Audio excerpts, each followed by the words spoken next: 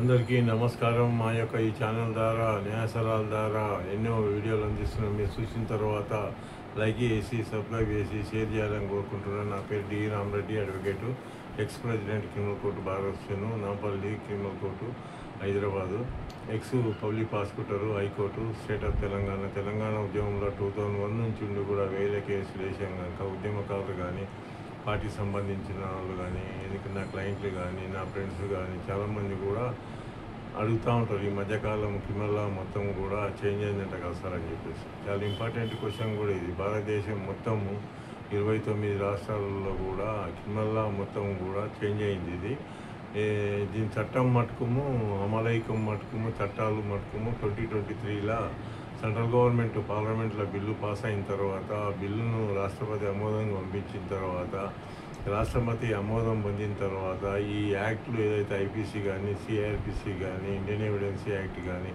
ఈ 3 చట్టాలు కూడా ఎందుకంటే రద్దయినాయి. ఈ రద్దయి 2023లోనే యాక్ట్లు వచ్చినాయి. అమలైకం మటుకు జూలై 1, 2024 నుంచి అమలవుతున్నాయి. భారతదేశం మొత్తం 29 రాష్ట్రాలలో కూడా జూలై 1, 2024 నుంచి కూడా అమలు అవుతూ ఉన్నాయి. ఇవన్నీ కూడా ఎందుకంటే కేసులు కొత్త కేసులు అయినా కూడా జూలై 1 నుంచి 2024 నుంచి కొత్త కేసులే రిజిస్టర్ చేస్తున్నారు, కొత్త యాక్ట్లే అమలు చేస్తూ ఉన్నారు. అందుకని గమనించుకోవాలి మనం. ఎందుకంటే ఇవి చాలా క్రిమినల్ లా అనేది చాలా ఇంపార్టెంట్.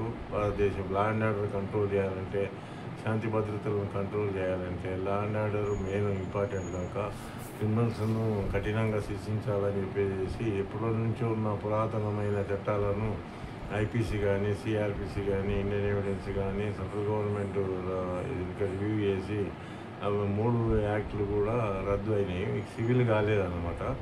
ఈ క్రిమినల్ ఎందుకంటే ఐపీసీ ఎప్పటి నుంచి 1860 చట్టం ఇది. 1860 చట్టము ఇప్పుడు ఈ మధ్యకాలంలో ఎందుకంటే రద్దు అయింది కనుక దీని ప్లేస్లో బిఎన్ఎస్ అని వచ్చింది, భారతీయ న్యాయ సంహిత 2023 అనమాట. ఈ ఐపీసీ ప్లేస్లో బిఎన్ఎస్ అని వచ్చింది. బిఎన్ఎస్లో ఇంతకుముందు ఐపీసీలో 511 సెక్షన్స్ ఉంటుండే, ఇప్పుడు అన్నీ రివ్యూ చేసేసి 358 సెక్షన్సే పెట్టారనమాట. సిఆర్పిసి ఏమో 484 సెక్షన్స్, ఇవి క్రిమినల్ ప్రొసీజర్ కోడ్ ఆ సెక్షన్స్ ఉంటుండే. 1973 చట్టం ఇది. ఈ 1973 చట్టము రద్దయింది కనుక ఇప్పుడు బిఎన్ఎస్ఎస్ అని వచ్చింది దీని ప్లేస్లో, భారతీయ నాగరిక సురక్ష సంహిత 2023. ఈ 2023లో వచ్చినటువంటి బిఎన్ఎస్ఎస్ ఎందుకంటే ఇందులో కొన్ని సెక్షన్స్ పెరిగినాయి, 531. అందులో ఐపీసీలో ఉన్నటువంటి సెక్షన్లు బిఎన్ఎస్లో తగ్గినాయి అన్నమాట. ఈ తర్వాత నెక్స్ట్ వచ్చేసి ఇండియన్ ఎవిడెన్స్ యాక్ట్. ఈ ఇండియన్ ఎవిడెన్స్ యాక్టు ఇది 1872 చట్టము. 1872 చట్టం రద్దయింది కనుక ఇప్పుడు బిఎస్సిఏ అని వచ్చింది, భారతీయ సాక్ష్య అధినియమం 2023. ఈ 3 చట్టాలు కూడా క్రిమినల్ మూల స్తంభాలు అన్నమాట. అందుకోనికి ఎప్పటి నుంచో ఉన్నటువంటి బ్రిటిష్ కాలం ఉన్నటువంటి 3 చట్టాలు రద్దయినాయి కనుక ఈ రద్దయిన ప్లేస్లో బిఎన్ఎస్ అని, బిఎన్ఎస్ఎస్ అని, బిఎస్ఏ అని 3 చట్టాలు తెచ్చారు. ఇవి కఠినంగా శిక్షించాలని చెప్పేసి భారత ప్రభుత్వం మొత్తం కూడా అన్ని రాష్ట్రాలకు ఆర్డర్స్ ఇచ్చేసి ఎందుకంటే చట్టాలను జూలై 1 నుంచి 2024 నుంచి అమలు చేయమని చెప్పేసి పంపించారు అనమాట. అందుకోనికి అప్పటి నుంచి జూలై 1 నుంచి 2024 నుంచి అమలు అవుతూ ఉన్నాయి. చట్టాలు మటుకు 2023లోనే వచ్చినాయి అనమాట. ఈ 3 బిఎన్ఎస్ 2023 యాక్టు, బిఎన్ఎస్ఎస్ 2023 యాక్టు, బిఎస్సిఏ అనమాట, ఎవిడెన్స్ యాక్ట్ కింద. ఈ 3 యాక్ట్లు కూడా చాలా ఇంపార్టెంట్ క్రిమినల్, ఎందుకంటే మూల స్తంభాలు. ఇంతకుముందు ఉన్నటువంటి ఎవిడెన్స్ యాక్టు 1872 చట్టము ఇంతకుముందు 167 సెక్షన్స్ ఉంటుండే ఇంట్లో, ఇప్పుడు రద్దయినాయి కనుక మొత్తం 170 అయినాయి. ఇంట్లో కొన్ని సెక్షన్స్ 3 పెరిగినాయి. ఇండియన్ ఎవిడెన్స్ యాక్ట్ అనేది చాలా ఇంపార్టెంట్. సివిల్లో కూడా ఉపయోగిస్తారు అనమాట దాని ఎవిడెన్స్ టైమ్ ఆఫ్ ఎందుకంటే ట్రయల్ అప్పుడు కానీ, విచారణ చేసేటప్పుడు, ఏదైనా కేసు ఫైల్ చేసినప్పుడు ఎవిడెన్స్ యాక్ట్ అనేది చాలా ఇంపార్టెంట్. ఎవిడెన్స్ ఉంటేనే కేసులు వాదించడానికి కానీ, కేసులు గెలవడానికి కానీ ఉపయోగపడతాయి. ఈ 3 బిఎన్ఎస్, బిఎన్ఎస్ఎస్, బిఎస్ఏ 3 కూడా చాలా కఠినంగా శిక్షించాలని చెప్పేసి సెంట్రల్ గవర్నమెంట్ ఈ చట్టాలను, పాత చట్టాలను రద్దు చేసి మహిళల మీద, చిన్నారుల మీద ఎందుకంటే రేప్ కేసులు కానీ, మానభంగాలు కానీ, ఈ సెక్సువల్ హరాస్మెంట్ కానీ అన్ని రాష్ట్రాల్లో, ఒక రాష్ట్రం అని చెప్పలేము, అన్ని రాష్ట్రాల్లో కూడా హరాస్మెంట్ ఎక్కువైంది కనుక మహిళల మీద అనుకోని క్రిమినల్స్ని తప్పించుకోకుండా ఉండాలంటే కఠినంగా శిక్షలు ఉండాలని చెప్పేసి ఇప్పుడు అంత ఈజీగా కూడా బెయిల్ దొరకదు అనమాట. చాలామందికి కూడా తెలియదు ఇంకా ఈ చట్టాలు వచ్చినవి ఇంత కఠినంగా ఉంటాయని కూడా. ఎవరైనా కేసులో ఇన్వాల్వ్ అయితేనే వాళ్ళకి తెలుస్తుంది.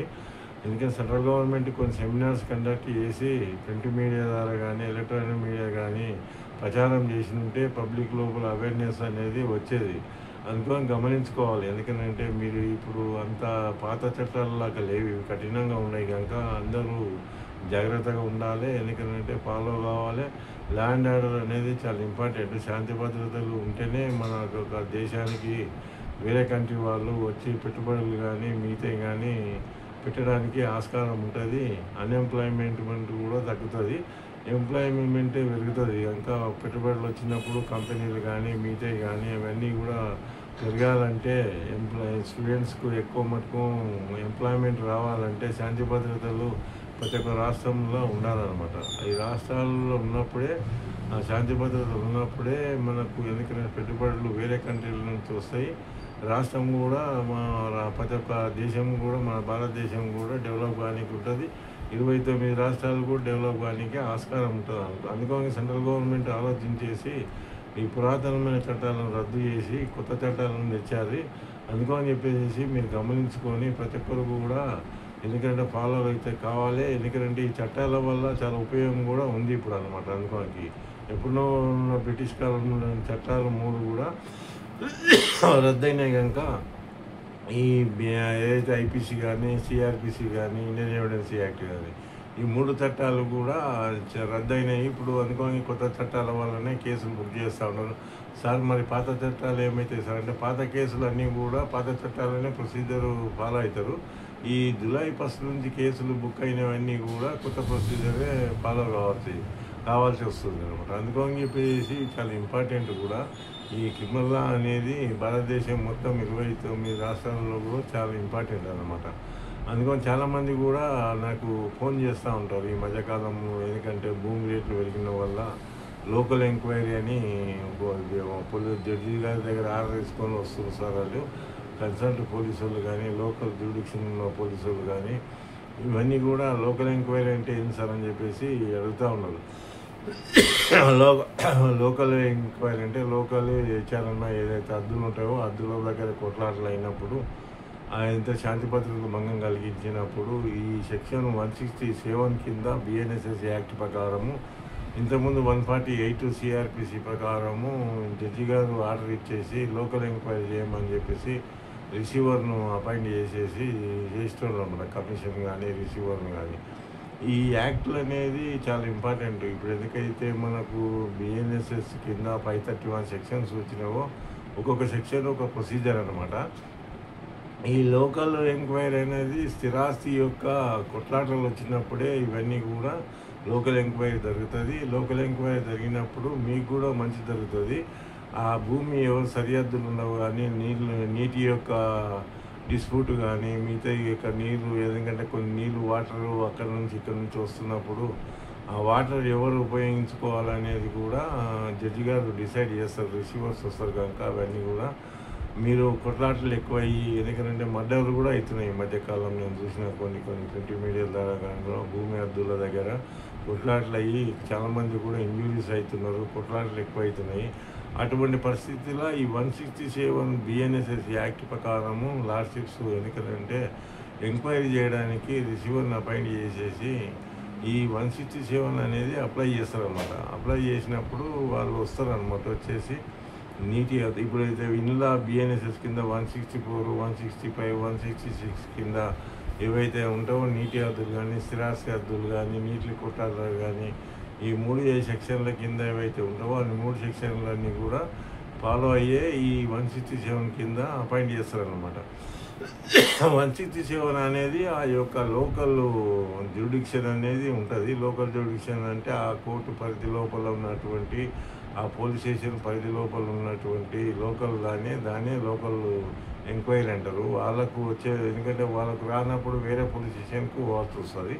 అందుకని లోకల్ ఎంక్వైరీ అనేది ఈ వాళ్ళ జ్యూడిషియల్లో వచ్చేటువంటి స్థిరాస్తి యొక్క డిస్ప్యూట్ ఉంటేనే పోలీసు వాళ్ళు తీసుకుంటారు అనమాట. తీసుకొని అక్కడ శాంతి భద్రతలు భంగం కలుగుతుందని భావించినప్పుడు ఈ 167 అనేది అప్లై చేసి జడ్జి గారు ఆర్డర్ ఇస్తారనమాట. 167 కింద ఆర్డర్ ఇచ్చినప్పుడు వాళ్ళ లోకల్ ఎంక్వైరీకి అక్కడ ఉన్న పెద్ద మనుషులను కానీ, అక్కడ ఉన్న డ్యూటీ డిస్ప్యూట్ కానీ, ఆ సర్వే నెంబర్ కానీ, ఆ భూమి వాళ్ళు కావాలంటే కూడా పోలీసు వాళ్ళు రిసీవర్ను, ఎందుకంటే వాళ్ళను సర్వేవర్ను అసిస్ట్ కూడా తీసుకొని ఏదైతే మొత్తం రెవెన్యూ డిపార్ట్మెంట్ కూడా తీసుకొని అవన్నీ కూడా వాటర్ డిపార్ట్మెంట్, వాటర్ వాళ్ళ డిస్ప్యూట్ ఉంటే వాటర్ వాళ్ళ కన్సర్న్ ఉన్న అథారిటీని మొత్తం కూడా పిలుచుకొని ఆ మెజర్మెంట్ కానీ అది కానీ ఇవన్నీ కూడా చేసేయడానికి ఆస్కారం ఉంటుంది.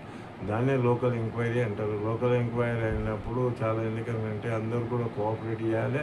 ఇరు పార్టీలు కూడా వచ్చేసి అక్కడ ఉన్న మీ యొక్క బాధలను కూడా రిసీవర్ వస్తారు కనుక ఆ రిసీవర్కు కూడా మీరు పేమెంట్ ఇవ్వాల్సి వస్తుంది. అనుకోని చెప్పేసి ఎవరు ఇస్తారనేది కూడా, ఖర్చులు ఎవరు అనేది కూడా జడ్జి గారు డిసైడ్ చేస్తారనమాట. అనుకోని ఆ భూమి డిస్ప్యూట్ ఉన్నప్పుడు ఈ లోకల్ ఎంక్వైరీ కింద వచ్చేటటువంటి అధికారులు కానీ కోర్టు ఆర్డర్ ఇస్తుంది. కోర్టు ఆర్డర్ ఇచ్చేసి ఎవరెవరు అసిస్ట్ కావాలనేది కూడా ఆ ఎంక్వైరీ లోపల పాల్గొనడానికి ఆస్కారం ఉంటుంది అనమాట.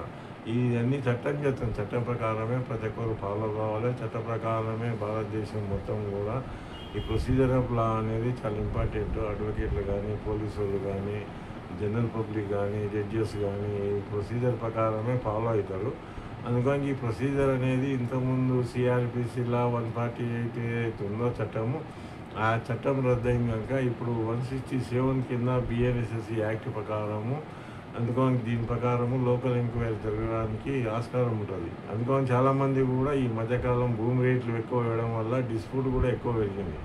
ఇంతకుముందు ఇంత భూమి రేట్లు లేకుండా ఎవరు పట్టించుకుంటూ లేరు.